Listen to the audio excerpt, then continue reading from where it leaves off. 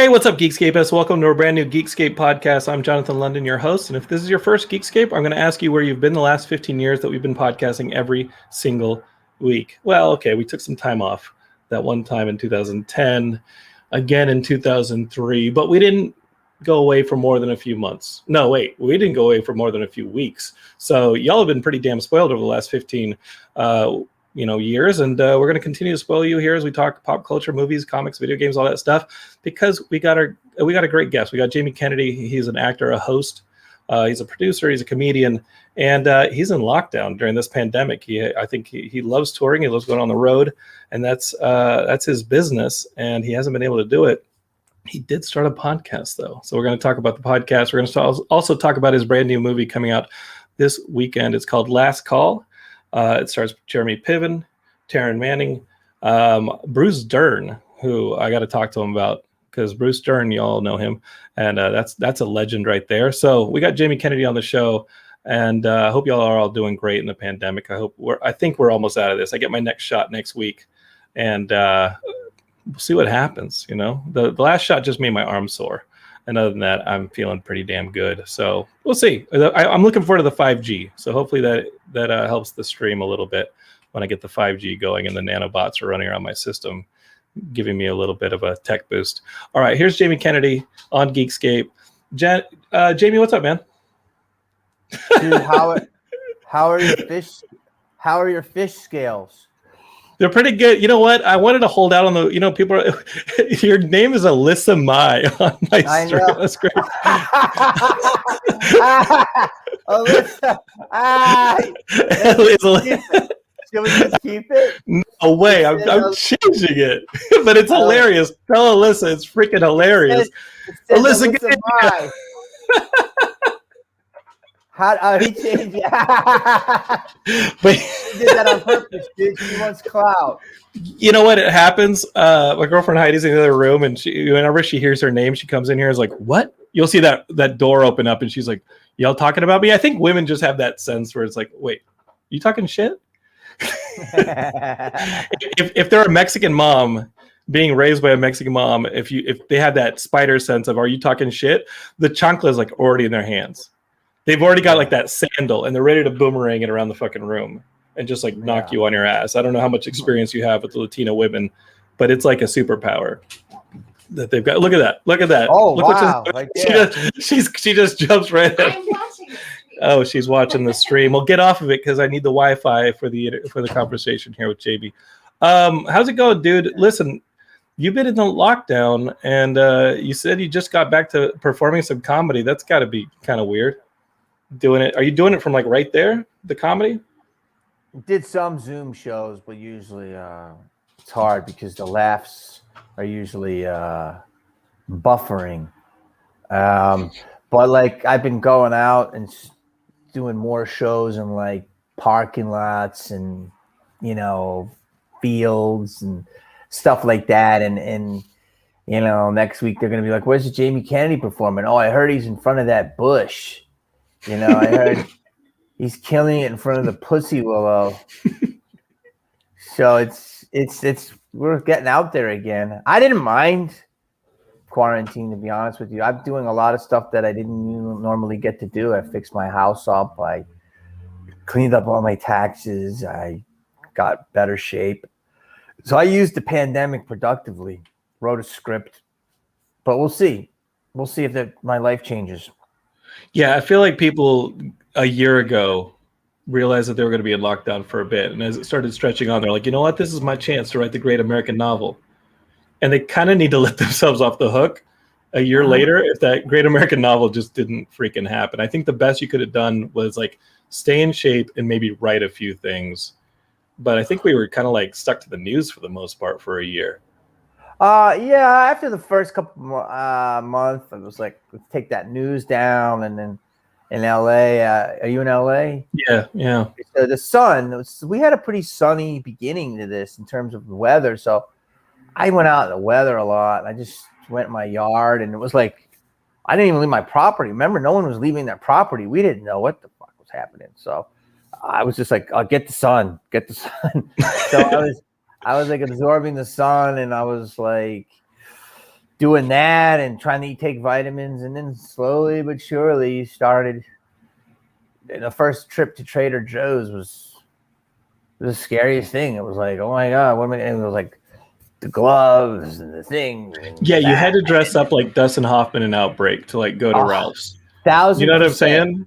And then like come home and spray your organic vegetables. Like smoke comes out of the helmet when you lift it off.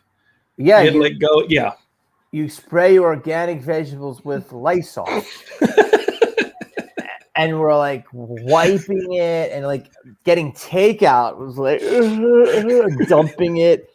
So I think as we got through it, now it's, I mean, I'm careful, but it's like we don't even know what the hell's happening. Okay, so the things we're going to remember, I think, like the toilet paper. The toilet paper, it was out of control. Made no sense. But people were freaking out. The plastic glove. I mean, the Why rubber were they gloves. buying toilet paper? Why were they buying toilet paper? Why? Yeah, no, there's plenty of. I mean, I could have just gone into the comic books at this point. It's Geekscape, so I have a ton of comic books. If we run out of toilet paper, there's a lot of like really bad issues of comics that I would have just started busting out. I'm kidding. That's sacrilege on my show. It is, but you could use a sock. Right. Yeah, just wash it. Just wash it. Or just like use a leaf. Why is it? Did you think you were just going to be going to the toilet all day? It just made no sense. But go ahead. I'm sorry. No. I think that the things we're going to remember are that week that we were like, okay, we got to get the toilet paper. We've got to get the sprays, and all the sprays are sold out. And so then you got to get the wipes, and you had to get the rubber gloves. Like we're giving each other colonoscopies. Like you had to have the rubber gloves. Anything you went to, you go to fill up the gas, you had to get the rubber gloves. And then here in LA, the crazy thing is, like in Burbank, they started having lines around the block for handguns. That was the thing that started selling out like over the summer. Did you see those news stories? Like people in Burbank on Victory, like the handgun stores, and now we got these liberal people like buying weapons like they're in the middle of fucking Texas. Right? Dude, I don't want to tell people what I have, but one thing I did do is I have a bunch of Coke bottles, and I don't know if you can say this, but it's the good Coke. It's the Mexican Coke. You know those ones? Mm-hmm. That's like the best Coca-Cola because it's got the real sugar in it. And it's called Mexican Cokes. And I had about 10 of those bottles filled with gas. Because I just thought it could be on, so I better have some Molotovs ready. And I had them all strategically placed around my house. It wasn't to like get out of town. It wasn't like, okay, listen, like I don't actually have a gas tank, and if I need to fill up the car and get the fuck out of here, I'm gonna need this. I had extra gas. For some reason, I got a lot of gas. That's what I thought. We need gas, but I had those cocktails ready. I was gonna go straight Negan style, from Walking Dead. I was like, because I figured I could get on my roof. And if I saw some, that's how you scare people. Well, here's the thing. Like we did a documentary a few years ago called Doc of the Dead, and I interviewed all these preppers about like what happens when the shit hits the fan. I interviewed people who built like bunkers in their backyards. I interviewed people who were loading up on guns. We went and shot guns in San Diego County. Like we started shooting all these guns up for the film, and I just kept interviewing them. Like, what's the most important thing? What's the most important thing?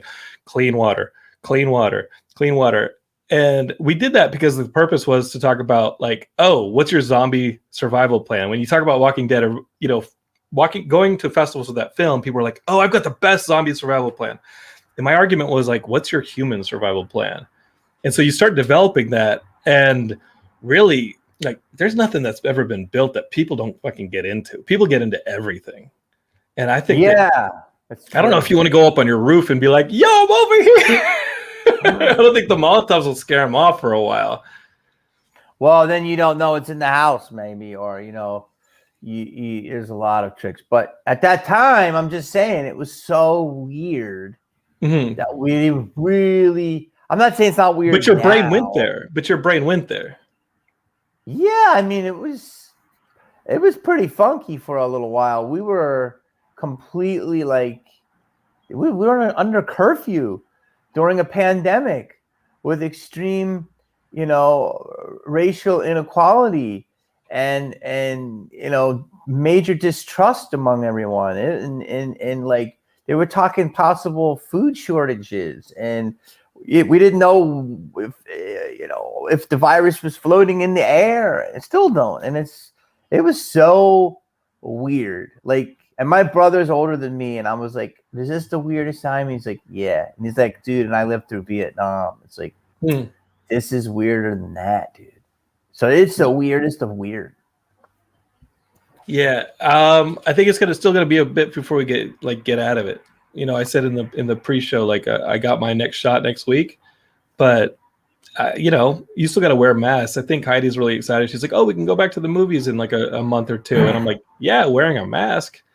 Going back to the movies, how many people want to go to the movies though? Come on.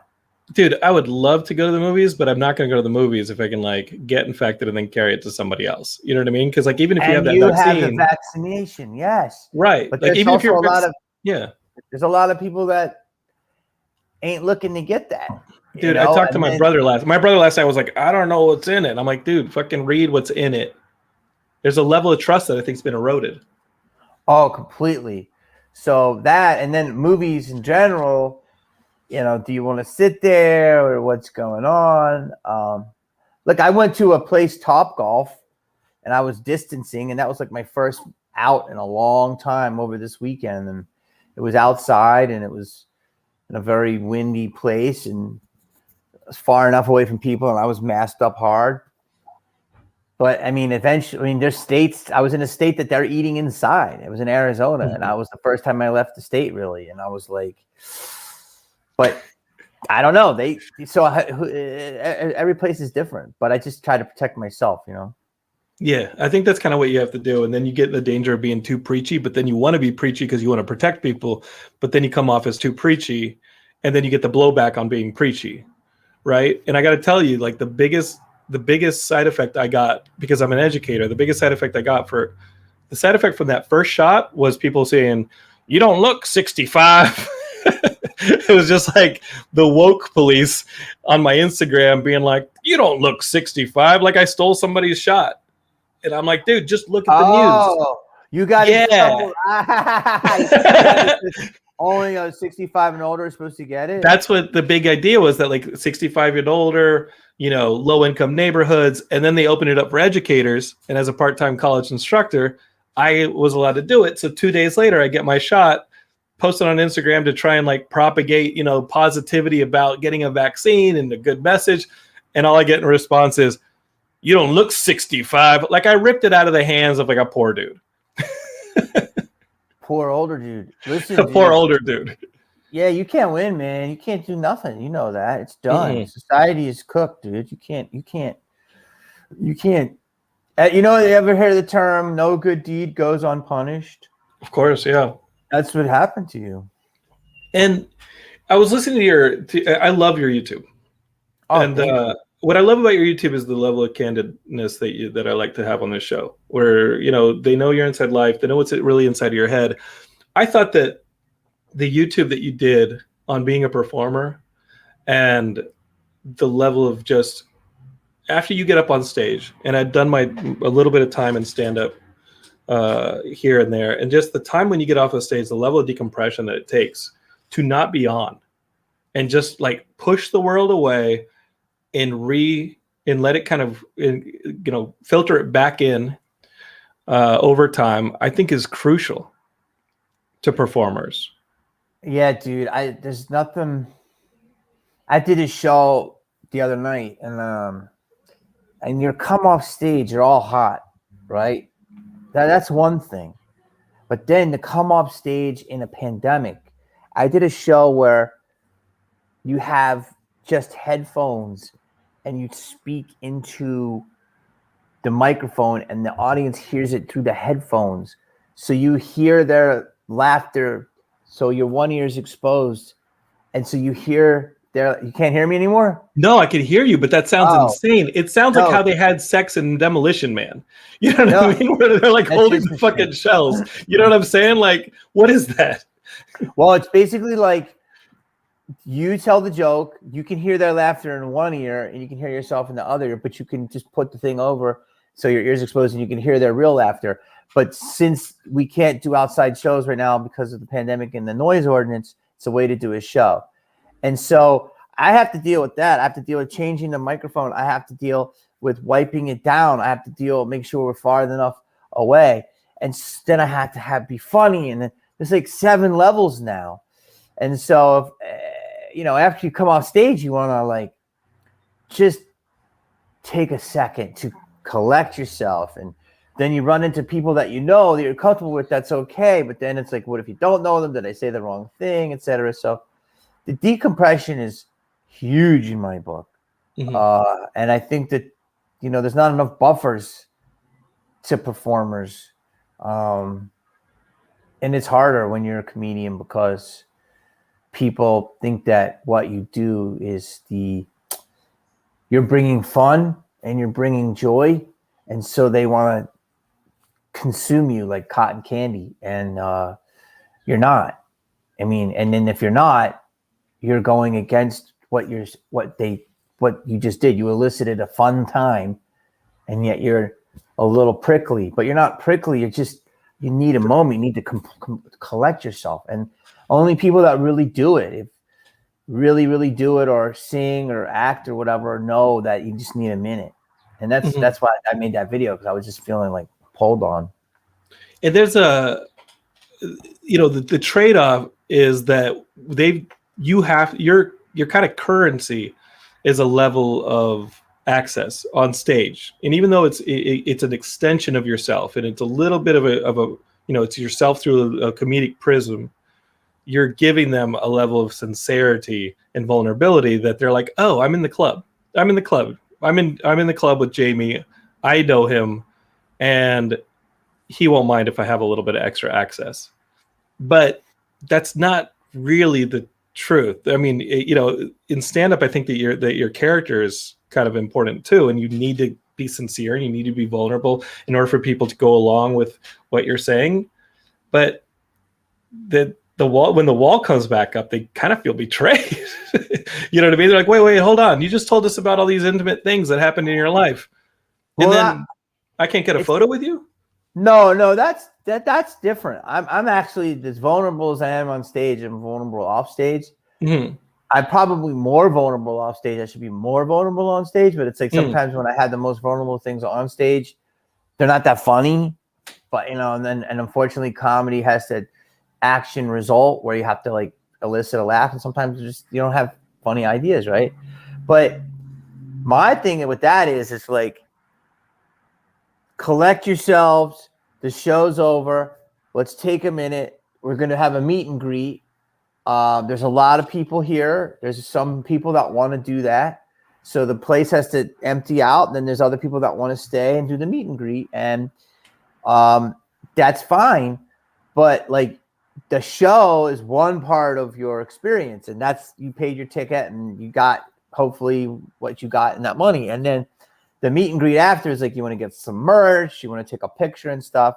And I've done thousands of stuff and I never charge. I only really charge when they buy merch, but people want a picture on the way out. Of course I'll take it. There's people that don't do that, and you can do whatever you want. Time is money, right? But I want to build my fan base up. But I'm saying it's like the talk, sometimes after an hour, you're just, give me a second.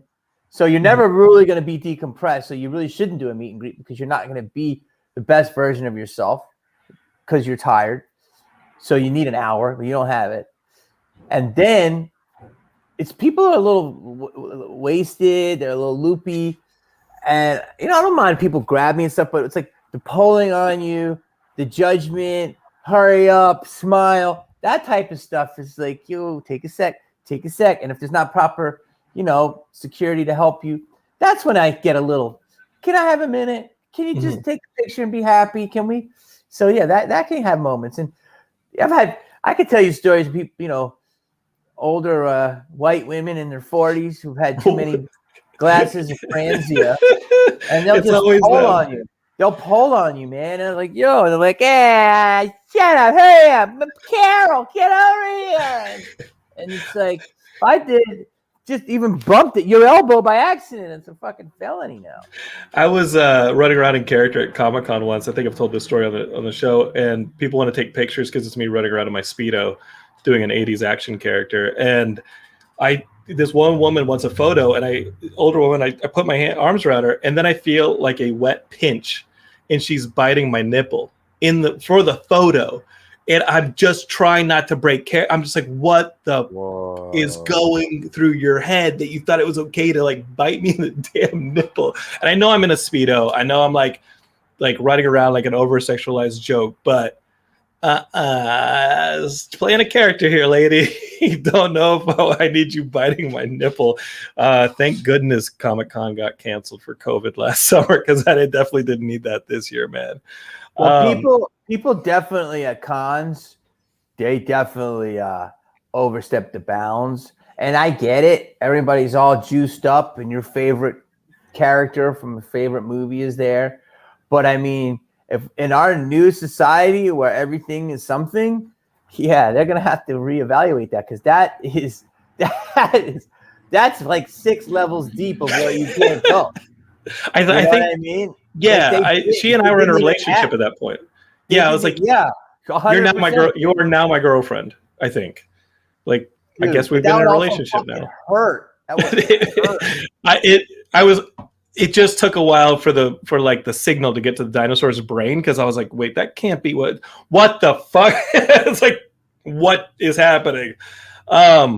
You've played a superhero. I know the Geekscapists want me to talk to you about the specials because they love James Gunn. They love that movie, dude. That's a cult movie.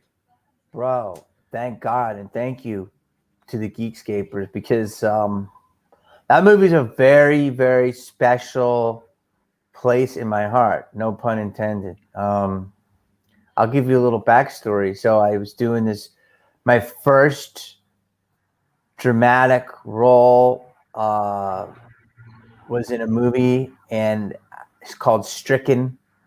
And I had met a bunch of like these Midwest actors, a group of them. They all kind of knew each other from the Chicago, St. Louis area, and one of them was Sean Gunn, who's been on the show. He's a friend.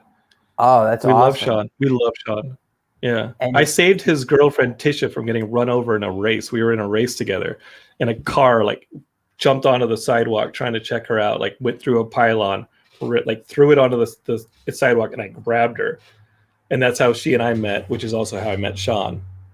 Wow. It's an insane story. She told it on the show a couple months ago with Sean, but insane. We love Sean. Everybody's okay? Yeah, but we were almost both flattened. Wow. That was my only specials moment, was saving her from getting hit by a car. Yeah, you were like a superhero. Or she stopped and that saved me. Wow. Well, anyway, I was on the set, and and I was starting to get success in Hollywood, and I knew it was like the key was like to create your own stuff. And so Sean's like, I got this brother, all of his brothers are writers. They're all I think they're all in the business except for one. And like one was working at another film company, another was writing another script. Sean was an actor, and James was working at Troma, I believe, at the time. And he gave me 3 scripts, all different genres, all incredibly written. Just like incredible, like just page turners. I don't even know if I could say about the other script. Like James has this like horror script that's so good. I don't know if you've ever made it. It didn't turn into the slug one, or it didn't turn into, because I know Super took him a while to make too. Super was the superhero like beating up the neighborhood, and it ended up having Rainn Wilson in it. I know Super. He had another. And then Slither was the one with like the little slugs getting into your bodies and stuff. Yeah.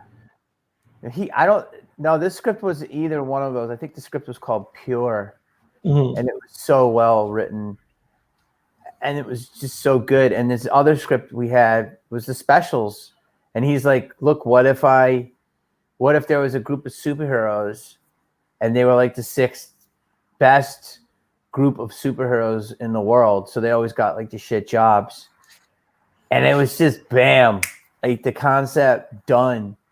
I was like, that's fucking amazingly brilliant. And then I met James, and then, you know, he needed a place to stay. So I said, just come live with me for a while. I'm not going to be there much. I'm filming a lot. Let's try to get your movie made.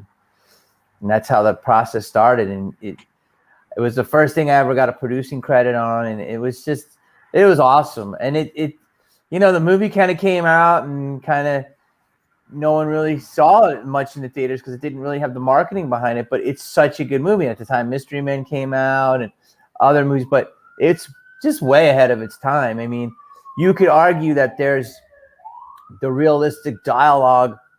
What makes Marvel, I believe, so good is this extraordinary worlds, and I'm not an expert on this, but yet with completely real, relatable human talk and dialogue, right? So you got, no one is talking like this. No right. one. Jesus Christ. So I gotta go and fucking blow up that moon really quick. All right. It's like you never saw that before, you know? So that's what James, the specials had. And obviously James is highly, highly, highly involved in the Marvel universe as one of the heads. And it's like that reality dialogue with that specialness, and that's why Marvel's incredible. But the specials was like the indie version without the special effects, if you will. Yeah, I think that's what James keyed in on. And I've met him a few times. We shared an editor for a while, about 10 years ago.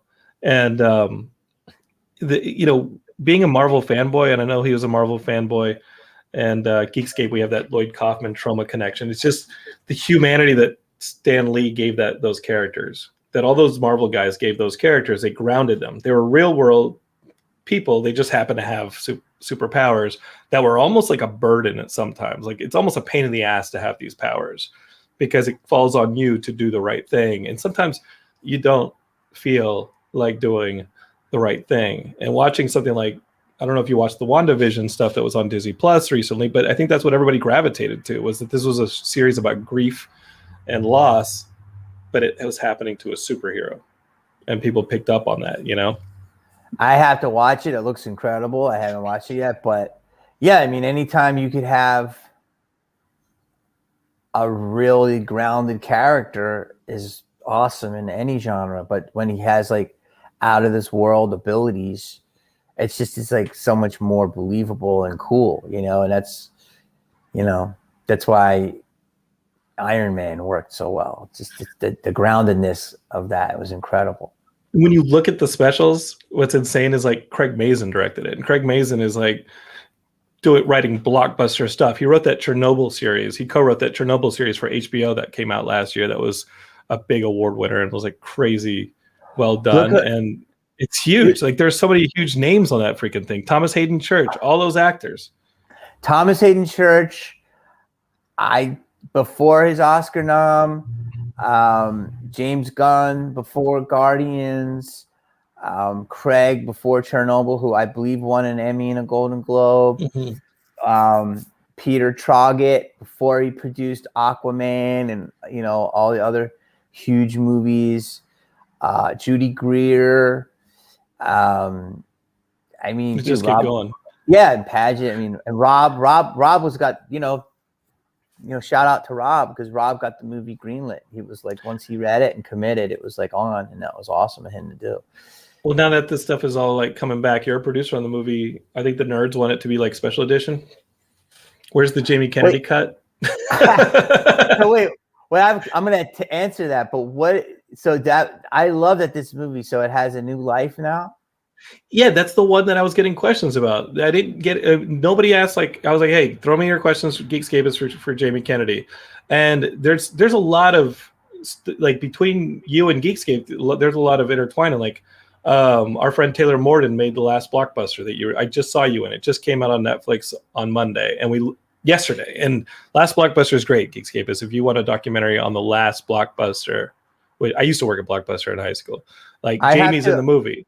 I have to watch it. I hear it's amazing. And you're great in it. You know, really? Taylor did a movie on ska that a lot of our friends are in. We do a lot of stuff now with like the Less Than Jake guys and the Real Big Fish guys. That's how I started out, was doing Real Big Fish music videos. So like Taylor did that ska documentary, and then he did that Blockbuster documentary, and I'm watching the documentary, and suddenly Jamie Kennedy pops up, and you don't just pop up, but you have like a crazy gem of how that started your career. Don't tell me. I gotta watch it. Okay. Yeah, But I thought some of your stuff was like the best of the documentary. But let's talk about how the specials and how we're going to make some money with this re-release. How you're going to make some money with this re-release on Blu-ray, HBO Max, the Jamie Kennedy cut. I mean, look, I couldn't have asked for better collaborators. I know that there's like all these stories that James told on the DVD commentary. I have to remember some of the stuff that, but it's like I know that there's some great stories that happened, and the movie was it was so fun to make, intense to make, and really made by attrition. Like the movie, it's like when geniuses are at work, like James is. People don't see the vision, because he's so ahead of the time, and it's like really knowing, the company that made it were guys like you. They really got comic books, and Peter really got what it was. Not Peter Troggett, by the way. I am so sorry. I have to take that part out of the pod. It's Peter Safran. I apologize. Sure. There was two Peters.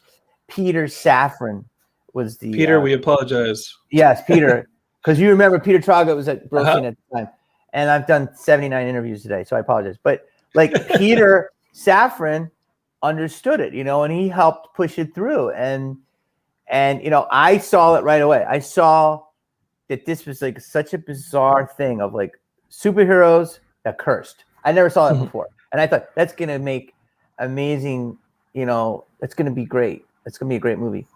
But in terms of my cut, I mean, I don't know if I have my own cut because we put in everything we loved. I mean, the dialogue you see is what James wrote. I don't even know if I improvised much on that. Who even has that movie? Like that was Regency that made it, and I don't even know what Regency is now. They got the movie though. They really believed in it, and Regency has it. And now the DVD Blu-ray is at La La Land, which La La Land is like a specialty shop, and it's in Burbank and La La Land Records, and people can get it there now. Also, Taryn Manning, who I just talked to on my podcast, that was her first speaking role, which is insane because now she's in this movie Last Call that's coming out this weekend. And Jenna Fisher. I mean, dude, we had a lot. A lot. That movie's only going to get better with time. Lloyd Kaufman, who wrote, when I first moved out to LA, I think this is 04, 05, Lloyd Kaufman, I made a short called Gay by Dawn, which is like a horror comedy like a horror movie for homophobes. And Lloyd Kaufman loved it.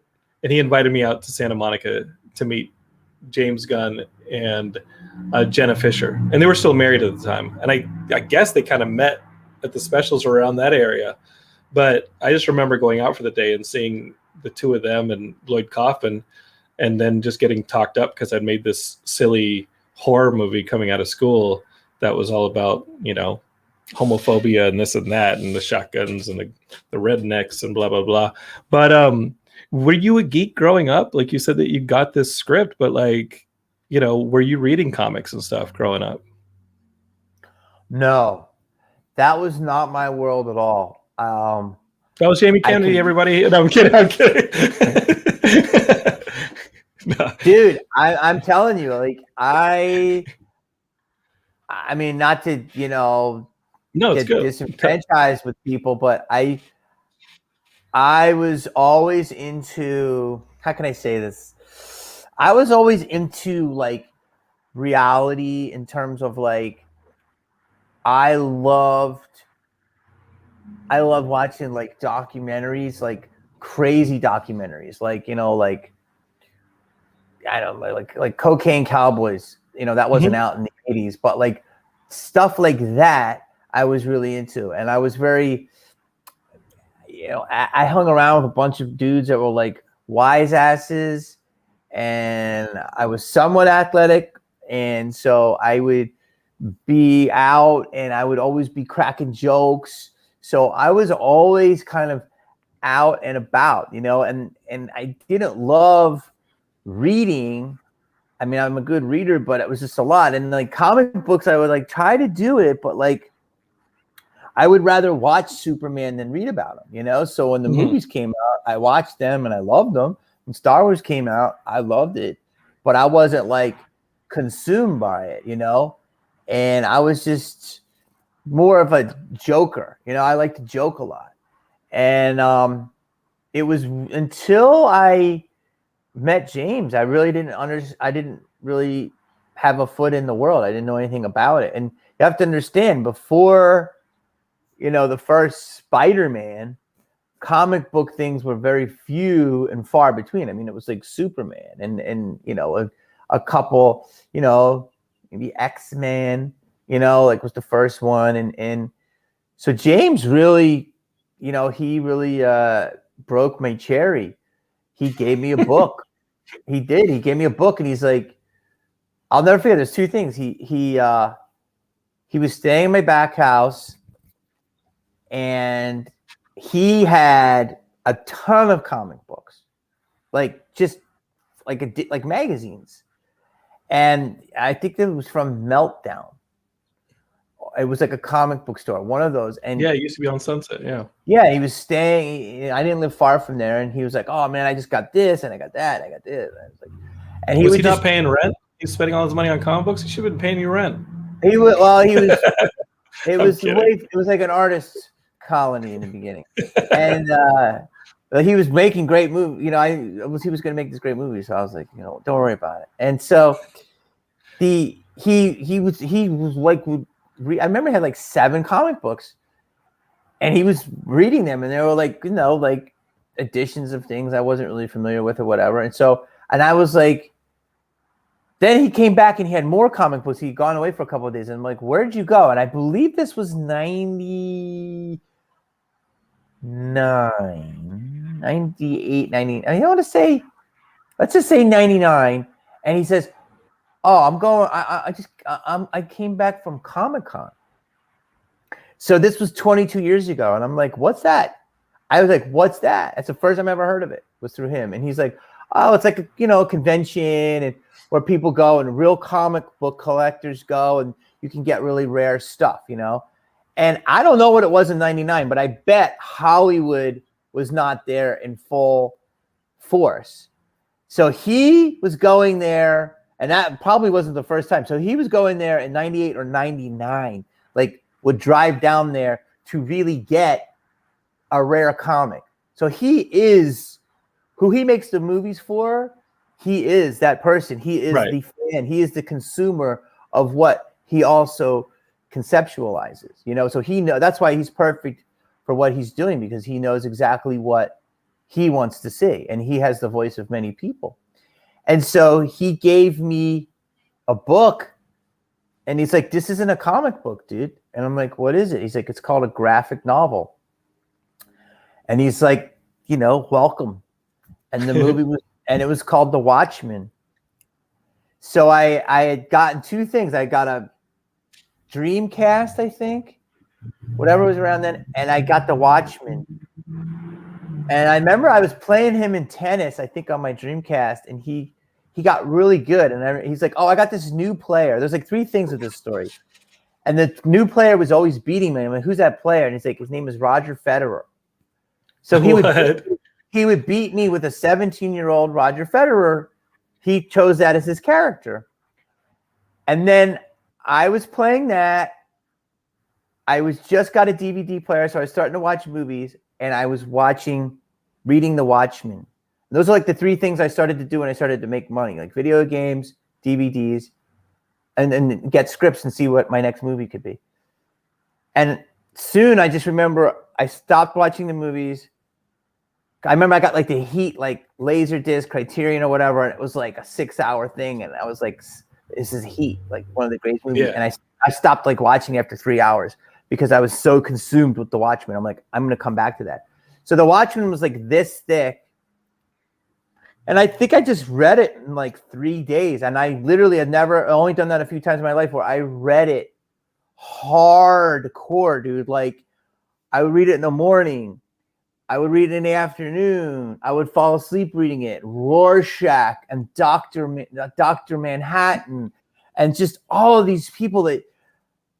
And it wasn't like there was nothing corny about it. It wasn't like a guy's got a laser and it was like this dude was like Dr. Manhattan. He had multiple names. It was like transversing dimensions, and it was with space and then real world powers, and then I was hooked, dude. And I was like, it was so fucking cool. And I'm not a huge comic book guy, but I mean, like the movies today of Marvel, like Endgame and such, have that Watchmen feel, and that was fucking incredible to me. So then I started reading more like Frank Wright or Frank Miller? Yeah, Frank Miller. That's when I started. Yeah. He started hipping me to that. So then I started reading like more other like cool graphic novels, and that really got me into it. And I'm not like a comic book head, but I definitely have consumed some graphic novels. And you jump back into it if somebody was like, "Hey, man, throw on the tights. We got you a superhero outfit. We got you a superhero role." Are you kidding me? I would do it in a heartbeat. Like I would love to do it. Like I think the best kind of role you could have is a real fucking villain. Like that's what I think I would be good at. I would change it up, like I did, in like Criminal Minds. People didn't expect me to be that way, and like in a Marvel movie, people don't expect me to be that way. And I think that's why I loved being Amok in the specials, because it let me say all these things that you normally wouldn't see a character said. And he's like, look, all right, this is what I fucking do. And he was really miserable. Like Amok was really upset because he couldn't live a life normally. And he gives you something to play. There's tons to chew on. And he like always wanted to like hug girls, but every time he did, he like, burnt their back because his hands got too hot. And he was like, the fuck? Like, so it was hard. And I think that's why, going back to what we're saying about, I think it was like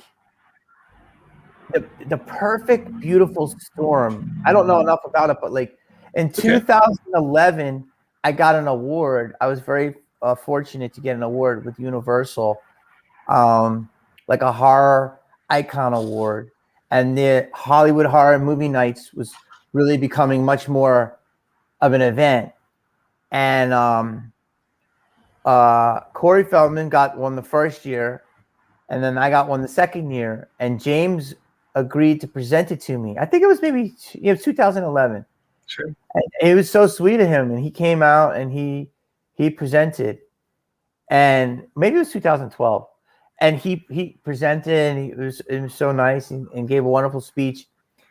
And then we talked a little bit, and then I think within a year he had gotten Guardians, and the rest is history. But when I heard that, I just thought that is the perfect thing, and he's the perfect person, because there was like this, you tell me, but it was like this lesser known IP that Disney had, this Monolith had, and didn't know what it was. And so it was like James can go and he can just put all of his spin on it, and he'll just absorb it, he'll create it.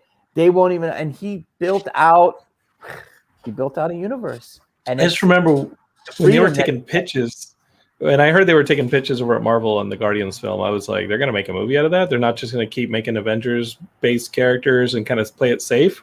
Like Guardians, unless like it's like Abnett Landing stuff from like 10 years earlier, you don't really think of like the iconic Guardians story. And what you're saying is exactly right. James came in and told them what that story was. They had an existing script, but it was not what James gave. And he came in and turned it into his thing. And that's why he's a producer on Endgame, and he's built out all this stuff because he's made a corner of that universe. And everyone who said, oh, they're getting James Gunn to do the movie, were like, oh, that's so smart. In the same way that when they said Robert Downey Jr. is playing Tony Stark, Robert Downey was, his star was just then rising back up with Kiss Kiss Bang Bang and stuff. He wasn't back yet. And when he got the Tony Stark gig, he wasn't even the first person cast on that one. Remember, like the Rhodey character? No, it was what's his name? Howard was cast first, the guy who played Rhodey. And then and people are like, oh, is he playing Tony Stark? And they're like, no, Robert Downey Jr. is playing Tony Stark. I'm like, what? The guy who, okay, well, where had he been? And so it's just like, oh, that's so brilliant that he's playing that dude because it fit. And I'm getting some questions from fans.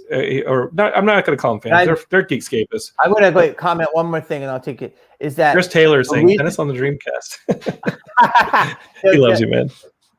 Hello, Taylor. What's up, dude? Congratulations.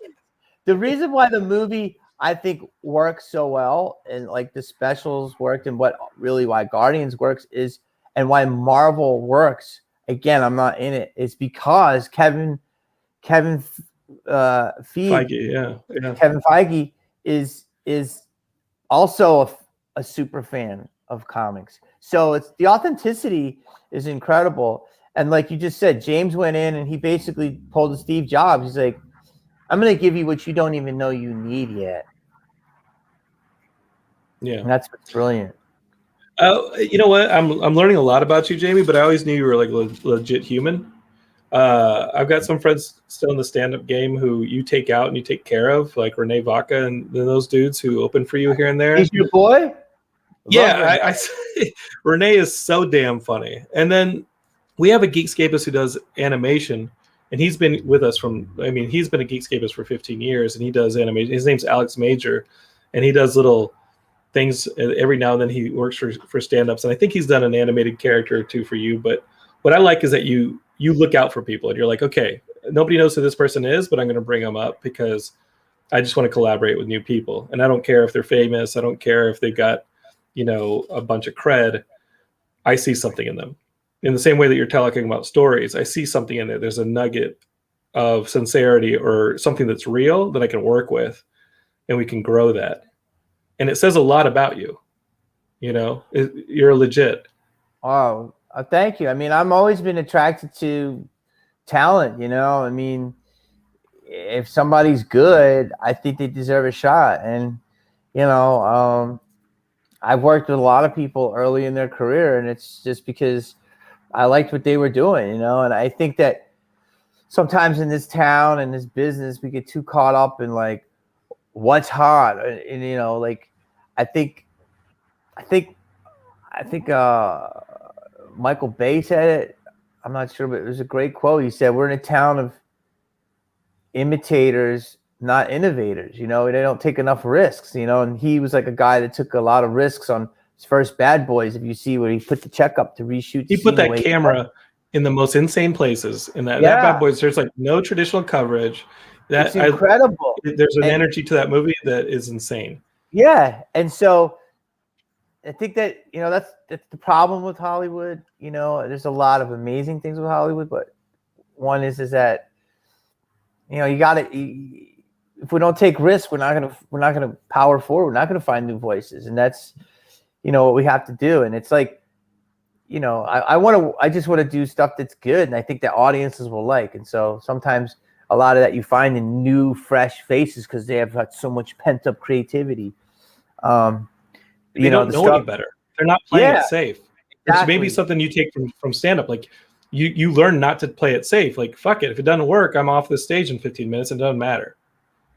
I know, dude. But the world is getting so bizarre now where it's like. The internet remembers. Well, no, it's just like if you try. Yeah, so what? The internet remembers. Yeah. The problem is that how are people taking that memory? And like, and it's just like all of our businesses is just one big try. That's it. It's all try, man. You try. Hopefully you connect, and that's it.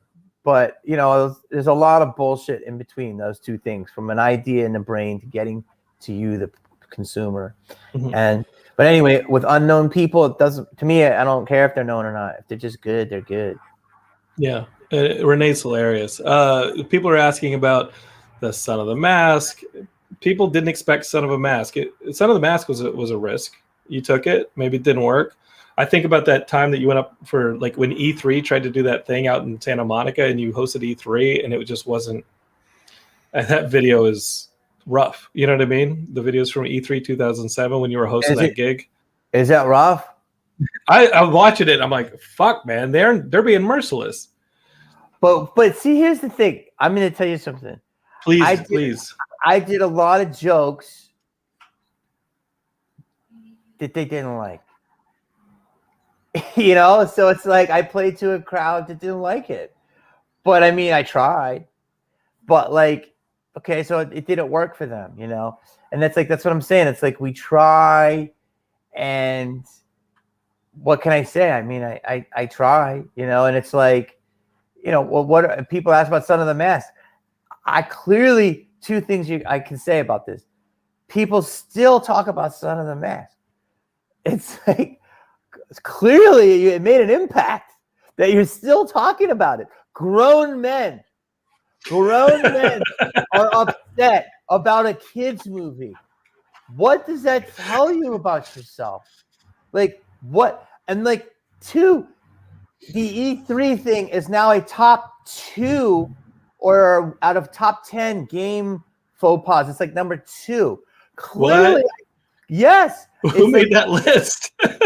Multiple lists. So clearly, I thought about it, and I'm like, I'm kind of like feel better about this stuff because it's like I have an impact, whether it's good or bad. I'm impactful, And it's like when it's Randy, it's a good impact. When it's Son of the Mask, it's a bad impact. When it's Malibu's, it's a great impact for people that love comedy. And like for critics, it's a weird impact.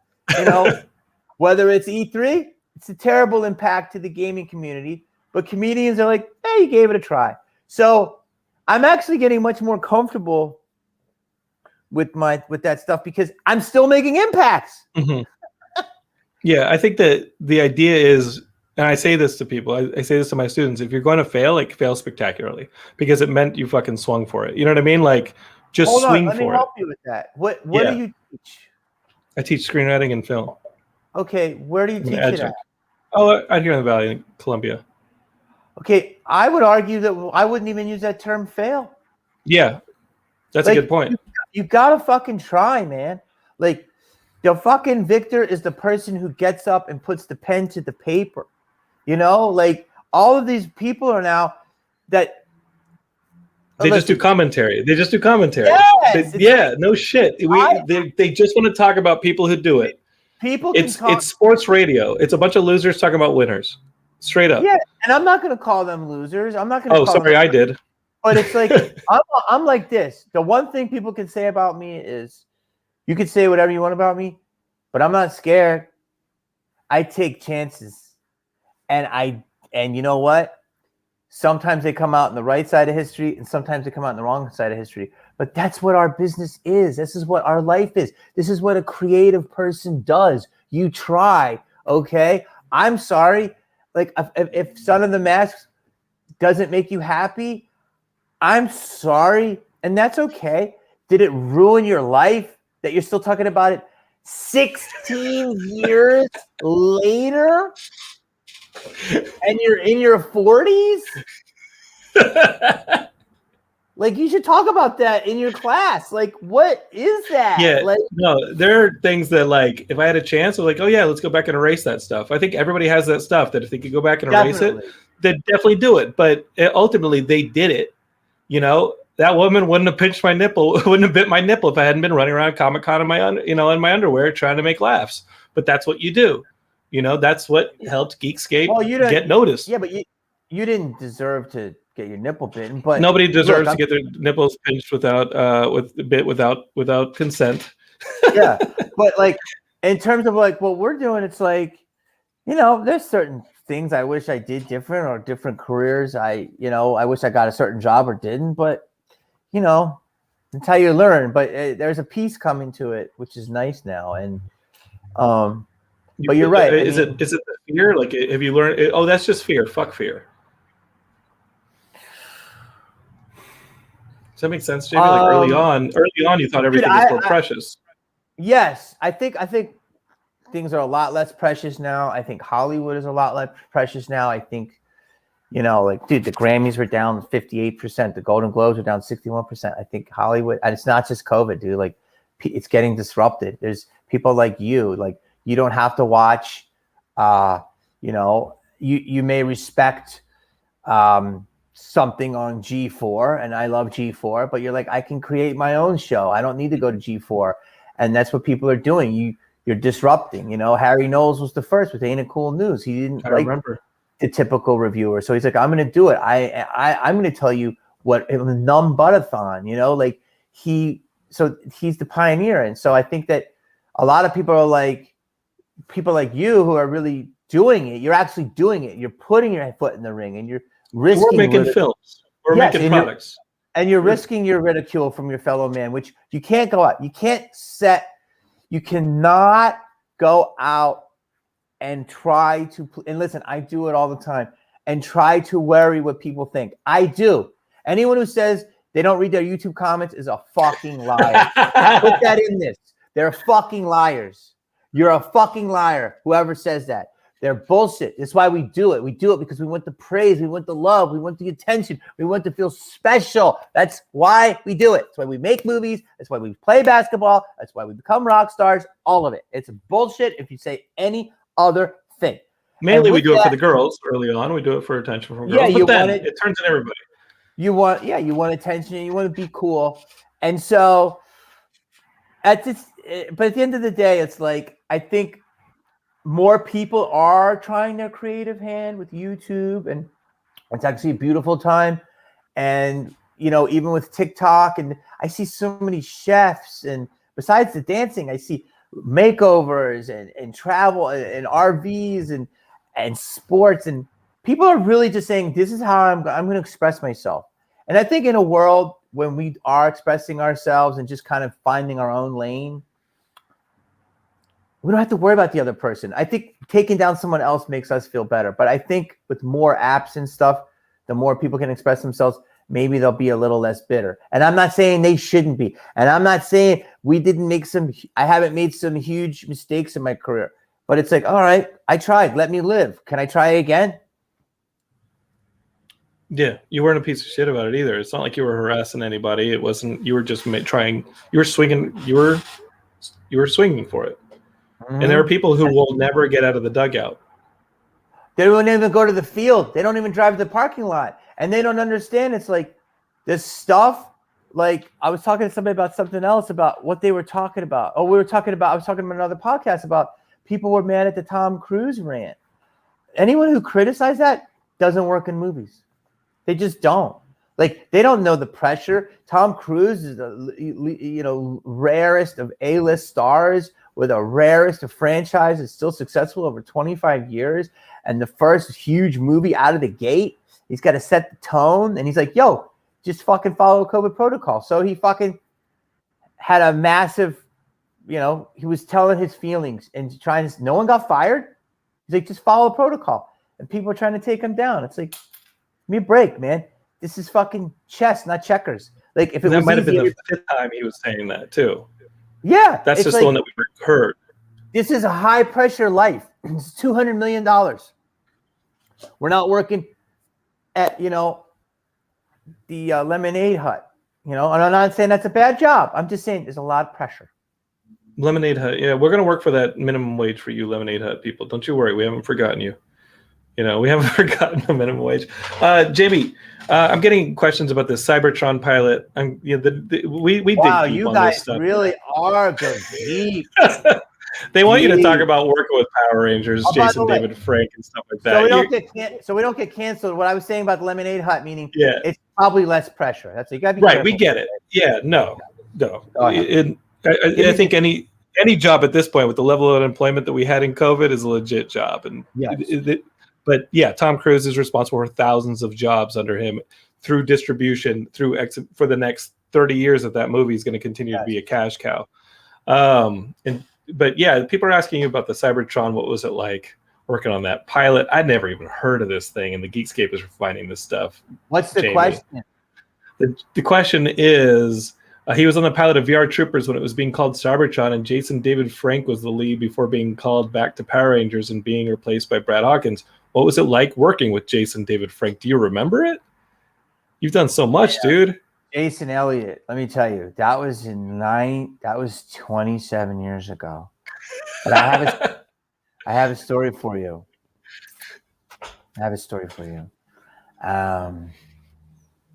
He's the what? Is he the Red Ranger? I think he's green, maybe. I don't know. I'm not a. It's a little. I'm a little old for that. Here's the thing: is that at the time, Power Rangers was the #1 show, like kind of on in the world.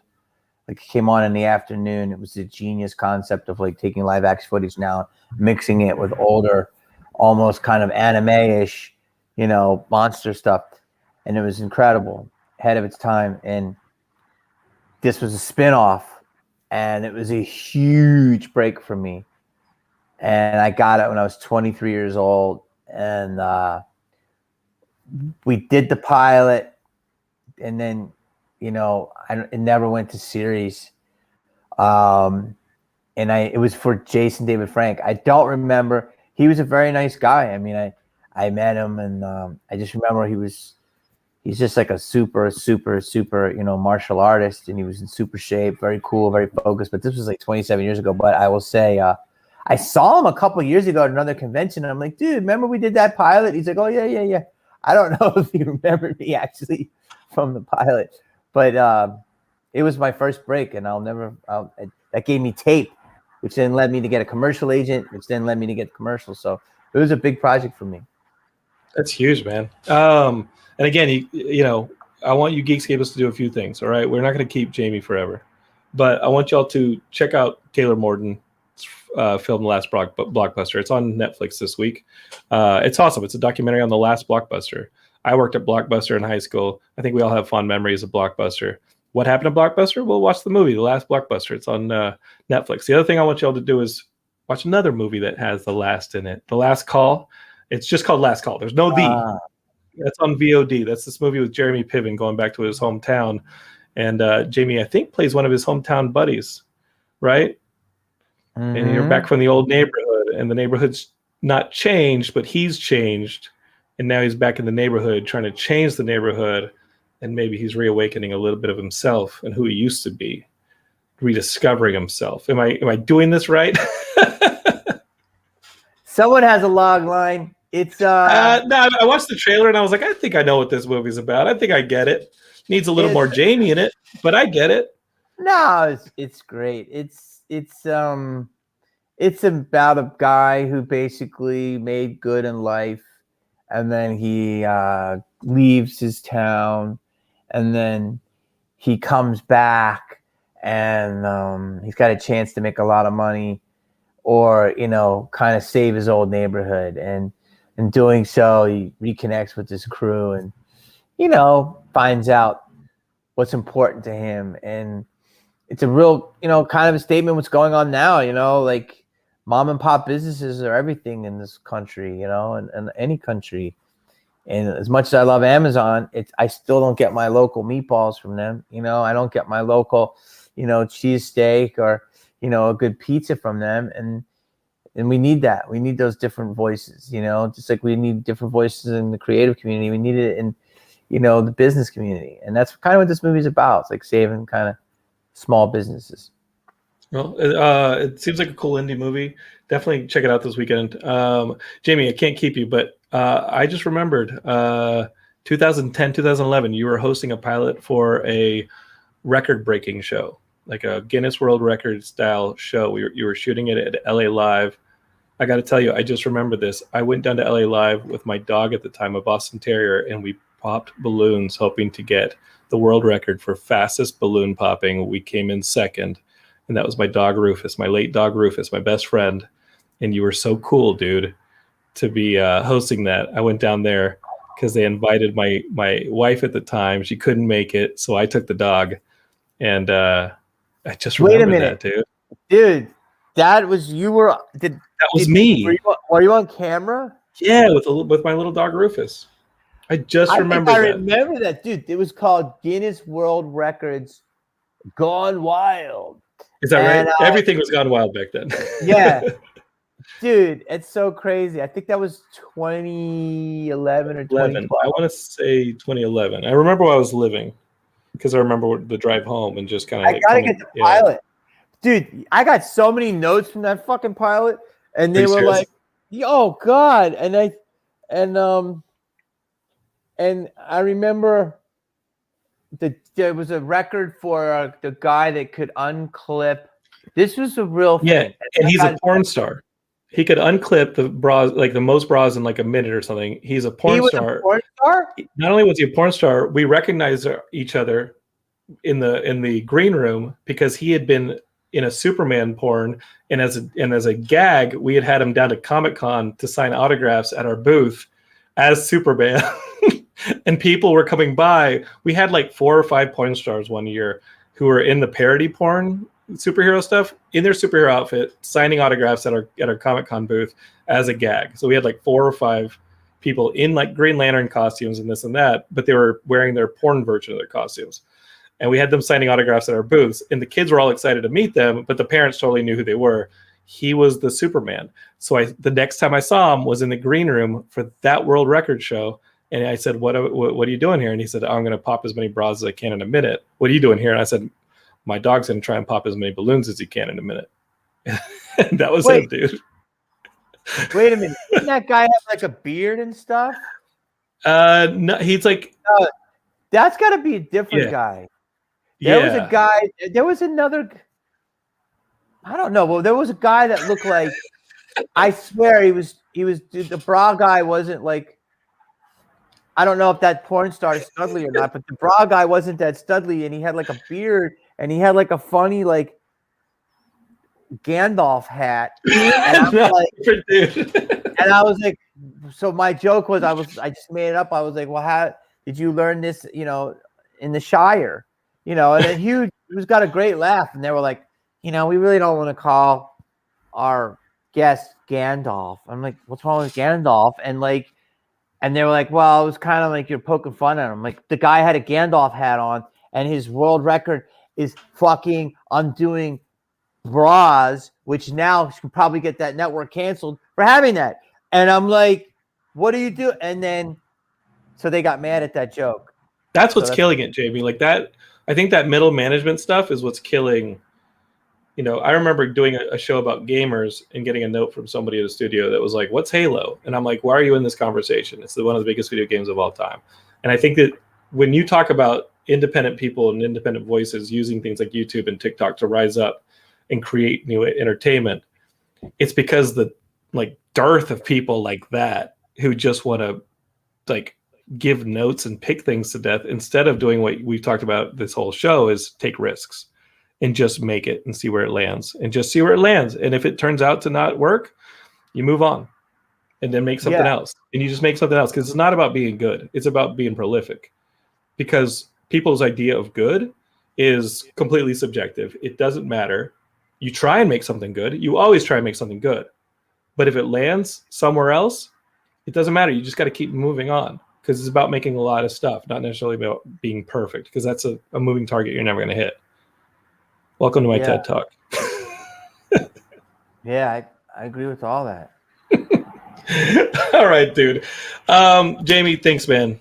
It's been awesome. The movie, again, is called Last Call. It's out in VOD this weekend, for Patty's Day. St. Patty's Day is this week. So now you get a movie about a dude coming back to his old haunts and having a beer with his old buddies in the old neighborhood. It seems fitting.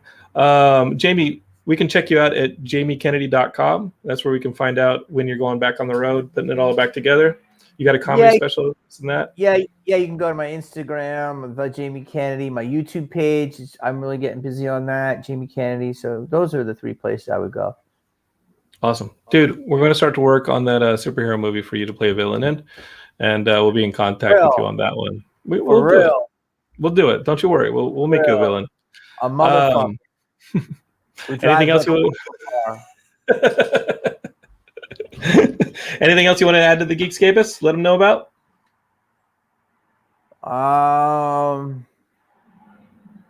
Don't be scared to get out. Go outside too. You can get out and enjoy the sun sometimes. All right, we'll be out of this together, folks. We'll get through this thing together, and we'll all start making stuff and getting out there again soon. So just start thinking about what you're going to do, because we want to, as Jamie says, let's all bust out and start taking some risks, okay? Love you, dude, and we'll be back on a new Geekscape next week, okay? Peace, everybody. Thank you, brother. Peace, you guys. Man.